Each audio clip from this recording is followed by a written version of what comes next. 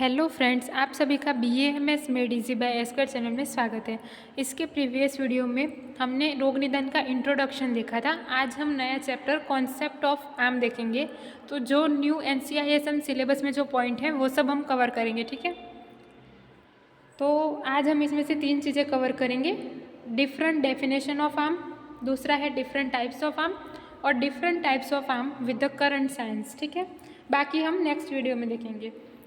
तो सबसे पहले है डिफरेंट डेफिनेशन ऑफ आम। जठरनल दौर्बल्यात अविपक्वस्तु योरसः स आम संज्ञको देहे सर्वदोष प्रकोपणः।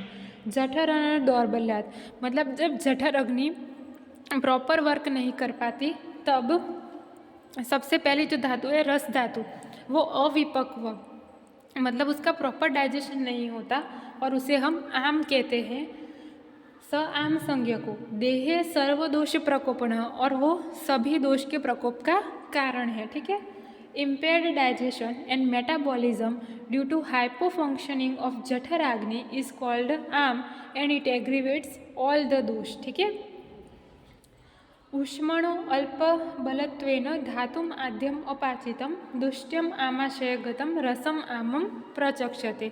ये आप फर्स्ट ईयर में अष्टांग हृदय में पढ़ चुके हो। वही है उसका मतलब कि ऊष्मा का बल जब कम हो जाता है, ऊष्मणो अल्प बलत्वेन धातुम आद्यम अपाचितम, आद्य धातु मतलब कि सबसे पहली धातु रस धातु, उसका प्रॉपर डाइजेशन नहीं होता और वो ऐसे ही आमाशय में विशिएटेड होके रहती है। दुष्ट्यम आमाशय गतम रसम आमम प्रचक्षते, और उसे हम आम कहते हैं, ठीक है।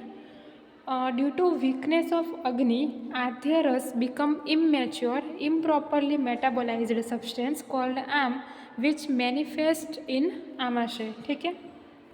तीसरी डेफिनेशन है अकॉर्डिंग टू माधव निदान, आमाशयस्थ कायाग्ने दौर्बल्यात अविपाचितः आद्य आहार धातुर्यः स आम इति कीर्तितः। मतलब कि जो वही है उसका मतलब कि इनडाइजेस्टेड फूड है वो कहाँ रहता है, आमाशय में। कब, जब कायाग्नि अपना वर्क प्रॉपर नहीं कर पाता, ठीक है। If Kayagni fails to perform normal functions, lead to accumulation of undigested food material inside आमाशय, which is the initial रस धातु called आम, ठीक है। तो तीनों का मतलब बस वही है, लेकिन अगर आप इसे श्लोक में याद रखते हैं तो अच्छा है, ठीक है।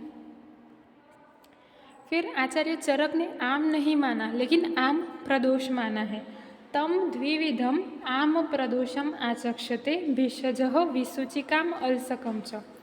तो आचार्य चरक ने 2 आम दोष माने हैं, विसूचिका और अलसक। विसूचिका और अलसक ये आप फर्स्ट ईयर में पढ़ चुके हो, ठीक है। अलसक में जो अनडाइजेस्टेड फूड है वो आमाशय में ऐसे ही रहता है, ना उसकी ऊर्ध्वगति होती है ना उसकी अधोगति होती है, ठीक है। लेकिन विसूचिका में क्या होता है कि पेशेंट या तो वॉमिटिंग से सफ़र कर रहा होता है या तो डायरिया से, ठीक है। फिर है आम स्वरूप, अविपक्वम असंयुक्तम दुर्गंधम बहुपिच्छिलम सदनम सर्वगात्राणाम आमम इति अभिधीयते।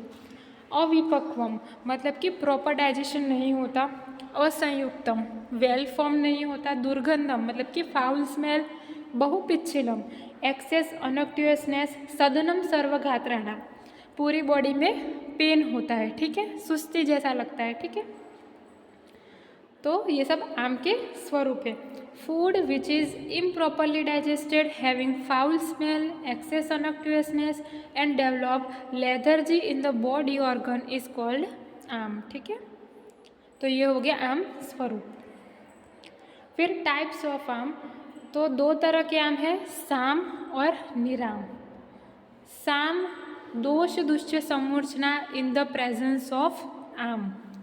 तो देखो सभी अष्टांग हृदय में तो ऐसा माना गया है कि सभी रोग मंद अग्नि की वजह से होते हैं, ठीक है। अब मंद अग्नि की वजह से क्या होता है, अब प्रॉपर डाइजेशन नहीं होता और आम बनता है। आम क्या करता है, दोष को दूषित करता है। आमेन तेन संयुक्ता दोषः दूष्यश्च दूषिताः।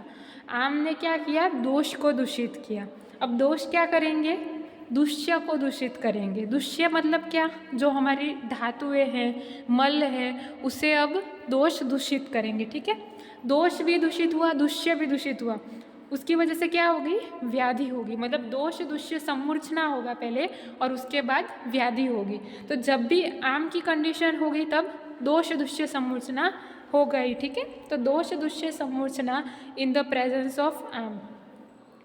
निराम में क्या है, आम नहीं है, निराम मतलब आम वाली कंडीशन नहीं है, मतलब सब जो फंक्शंस है वो नॉर्मल फंक्शन होंगे, ठीक है। तो प्राकृत अवस्था ऑफ स्त्रोतस एंड प्राकृत कार्य ऑफ शरीर, स्त्रोतस की भी प्राकृत अवस्था होगी और शरीर के सारे कार्य हैं वो भी प्राकृत होंगे, ठीक है। तो ये हो गया टाइप्स ऑफ आम।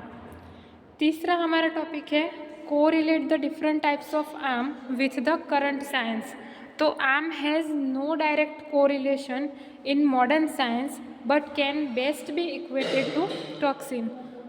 आम को हम वैसे मॉडर्न साइंस के साथ कोरिलेट नहीं कर सकते, लेकिन अगर हमें करना ही है तो हम टॉक्सिन के साथ उसे कोरिलेट कर सकते हैं, ठीक है।